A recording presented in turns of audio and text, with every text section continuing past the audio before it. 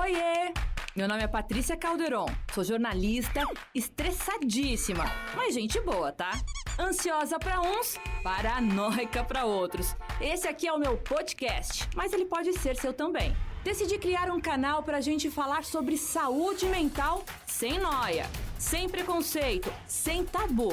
Olá, tudo bem com vocês? Por aqui tá tudo ótimo, eu sou Patrícia Calderon e começa agora mais um programa Não Pira, hein? Respira, que a gente sempre trata sobre assuntos de saúde mental. Hoje eu tenho o prazer de receber o Dr. Sérgio Henriques, ele que é médico psiquiatra do Instituto de Neurocirurgia de São Paulo. Doutor, muito obrigada, a gente está fazendo uma série especial aí sobre alguns transtornos mentais, né? E hoje a gente vai falar sobre fobia social. E eu queria saber do senhor qual que é a diferença, né, da pessoa sofrer esse transtorno de fobia social e ela ser tímida. Tem diferença aí, né? Pois é. Fobia social, né, é um pouco diferente. Eu vou começar eu falando aqui. Você nem me perguntou, mas eu vou falar. Não, fale, por favor. Fobia social é diferente de timidez, né? Então, o que é timidez? Né? Timidez é uma dificuldade, né, um certo acanhamento numa relação social. Né? A fobia social é um comportamento um pouco mais complexo do que esse. A fobia social inclui, por exemplo, uma evitação dessas situações de interação social, às vezes muito simples e que fazem parte da vida de qualquer um de nós. Vou te dar um exemplo. Um paciente fóbico com fobia social, ele evita ir num comércio, porque ele vai ter que pagar, e aí ele vai ter que ter aquela interação de dinheiro ou cartão, e ele tem que responder cartão ou dinheiro, e a pessoa vai falar, digita sua senha, ou ficou tanto, e ele tem que interagir numa situação dessas. O fóbico social, por exemplo, se precisar tirar um documento, tirar um RG, ele tem uma dificuldade. Muitas vezes ele não tira o documento, porque ele não vai conseguir escrever diante do funcionário ali da repartição pública o nome. Né? Mas o que então, passa na cabeça do paciente, doutor? Ele não quer interagir por quê? Ele tem medo de falar alguma coisa errada? Ele se sente menor em relação ao que ele vai enfrentar? Eu não entendi muito bem. Ele trava. Né? Ele tem um medo muito grande de errar, ou medo de gaguejar, ou simplesmente o medo de não conseguir. Ele tem um constrangimento muito grande de que alguém perceba que ele está com essa dificuldade. Ah, tá, ok. Então ele evita, nós, assim, ele evita. Ele tem um comportamento evitativo. Ah, ok. Ele tem um comportamento evitativo. Quem tem fobia social não vai comprar um sapato na sapataria. Uhum. Porque ele tem que falar lá, eu quero o número tal, a pessoa vai trazer, ele tem que falar, ficou apertado, ficou bom. Então, essa interação, ele evita. Ele passa 20 vezes na frente da vitrine, mas ele não entra na sapataria. Né? Então, tem pessoas que acabam tendo problemas, por exemplo, de documento, como eu dei um exemplo. Né? Antes, né? Hoje em dia pouco, mas tinham dificuldade para assinar um cheque na frente de outras pessoas. A assinatura saía muito diferente da assinatura normal daquela pessoa. E o paciente fóbico, né, se ele estiver dentro da casa dele ou num ambiente protegido, perto de pessoas conhecidas, ele fala normalmente, ele se diverte, ele escreve, ele é absolutamente normal. É só nessas situações quando ele tem que lidar com o desconhecido ou com pessoas com quem ele não tem intimidade. O tímido é tímido em qualquer ambiente, né? Ele é uma pessoa que todo mundo percebe mesmo no seio familiar, que é mais quietinho, que é mais reservado, então o tímido se mantém tímido. Piora um pouquinho mais a timidez se é uma pessoa diferente. Mas o fóbico não. O fóbico é um tagarela, é alguém completamente à vontade no seu ambiente familiar, onde ele domina, onde ele se sente à vontade. Agora, doutor, como identificar que não é timidez, por exemplo, né? A pessoa ela começa a evitar de sair, ela fica trancafiada dentro de casa, ela não interage mais com os amigos. E como que é o adolescente ir para a escola, quando precisa ir ao médico? Como que funciona isso para poder identificar que algo fugiu da simples timidez e já virou doença? o paciente, por exemplo, é um caso, né, tem uma paciente de 14 anos que começou a ter sintomas fóbicos sociais importantes. E aí ela começou a evitar ir para a escola. Ela não ia para a escola. Mesmo que os pais insistissem, ela começou a não ir para a escola. Qual que era o receio dela? O receio dela era de entrar na sala de aula, os amigos perguntarem para ela se ela estava bem ou não, né, o que aconteceu. Né? Outro receio era que o professor fizesse algum tipo de pergunta para ela e ela tivesse que responder.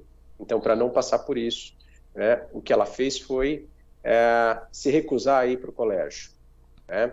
Então, o tímido, ele enfrenta todas essas situações, ele sofre, mas ele enfrenta. O fóbico social, ele evita, né? Porque a possibilidade do medo é algo paralisante e muito intenso. Né? Então, e ele não se sente capaz de superar esse medo. Né? Então, ele simplesmente evita. É parecido, não é? A intensidade do medo é parecido com o que o paciente com síndrome do pânico tem quando ele deixa de sair de casa por medo de passar mal na rua. Né? É o mesmo tipo de evitação. O paciente com fobia, se ele tiver que enfrentar situações, ele provavelmente tenha uma crise de pânico naquele minuto. Então, se eu obrigar um paciente fóbico, você vai lá e você vai enfrentar o professor, a sala de aula, você vai conversar com as pessoas.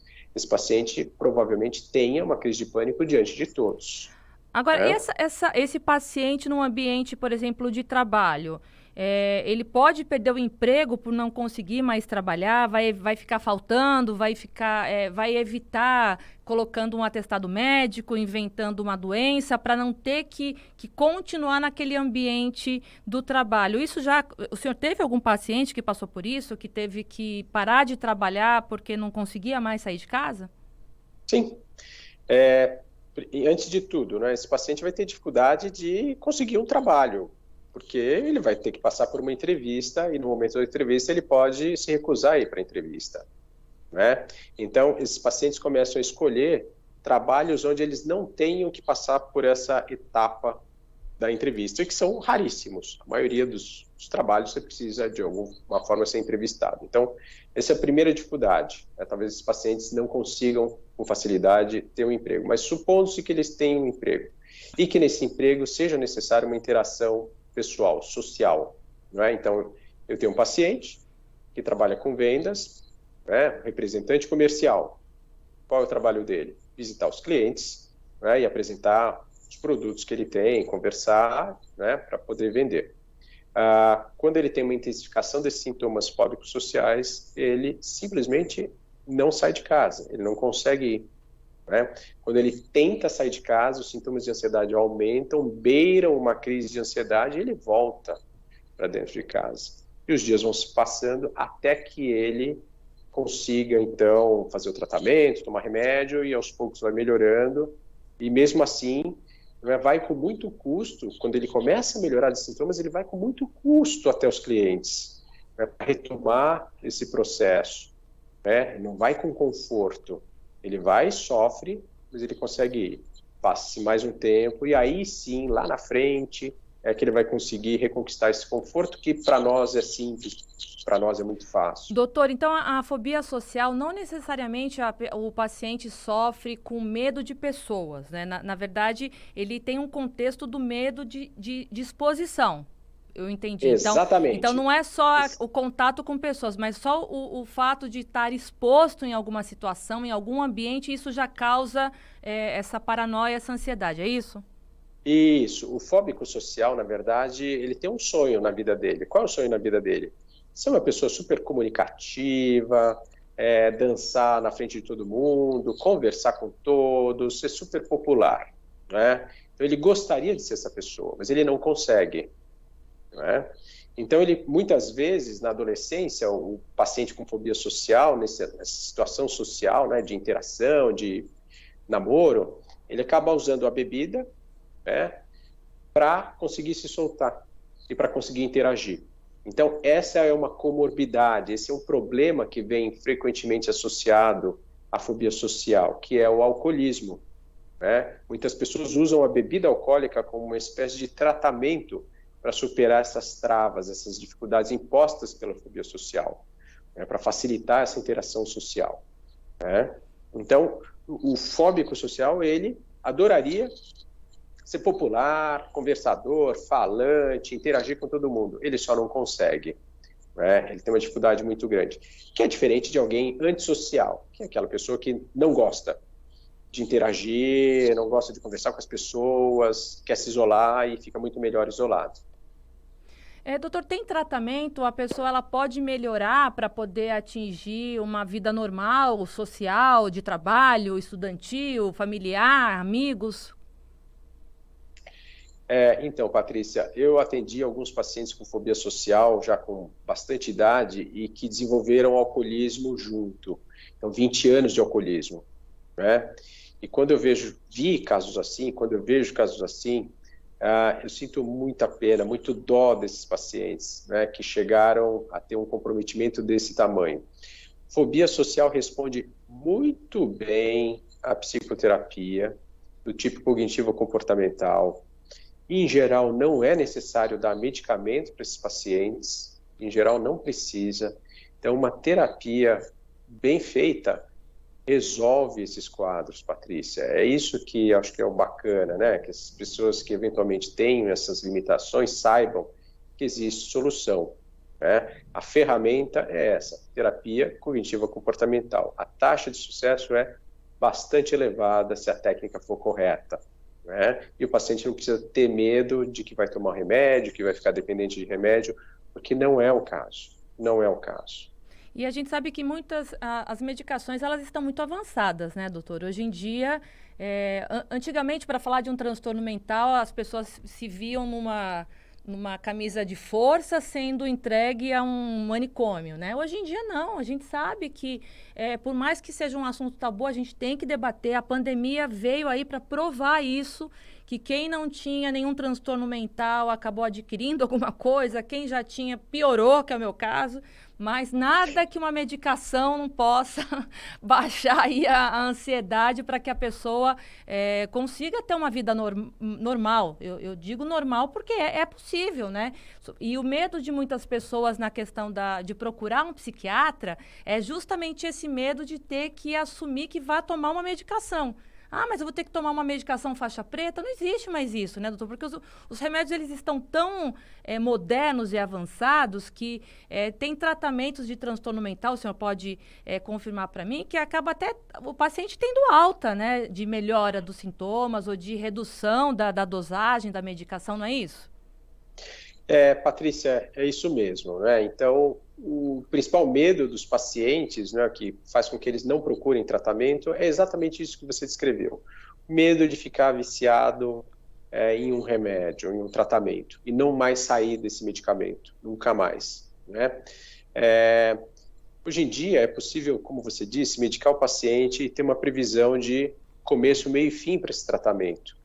Então, o tratamento para depressão, que é o quadro psiquiátrico, um dos mais comuns na população, é um tratamento que tem começo, meio e fim, obrigatoriamente. Isso tem que estar na cabeça do psiquiatra e na cabeça do paciente. Não é remédio para a vida toda.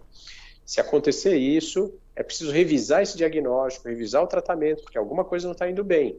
O correto é ter um fim no tratamento e o paciente tem que ter alta. Ele vai embora para casa sem remédio, né?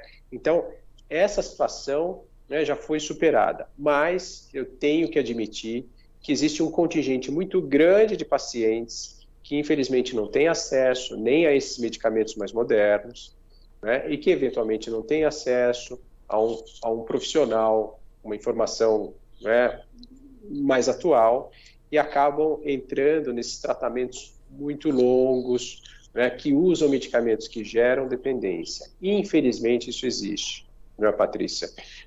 Então, esse cenário é que acaba assustando as outras pessoas, né? Então, a gente tem uma coexistência, de duas formas de tratar. Essa mais moderna, que você descreveu, mas ainda, infelizmente, no nosso país tem essa forma mais antiga de tratar os pacientes. Doutor Sérgio, muito obrigada pela sua participação aqui no nosso programa Não Pira, Respira, sempre com um tema aí sobre saúde mental. E a gente fechou com chave de ouro aí 4 temas, né, que a gente abordou durante todo esse mês. Eu queria só agradecer ao senhor, viu? E já estou preparada para a próxima pauta. Olha, Patrícia, eu que te agradeço a oportunidade. né, por poder conversar sobre esses temas tão relevantes para a população de uma forma geral e poder ajudar um pouquinho as pessoas. Obrigada, doutor. O Não Pira e Respira fica por aqui. A gente se vê sexta-feira que vem, a partir das 10 horas da manhã, aqui no mesmo Bate-Canal, hein, na sua Jovem Pan News Fortaleza 92,9. Tchau.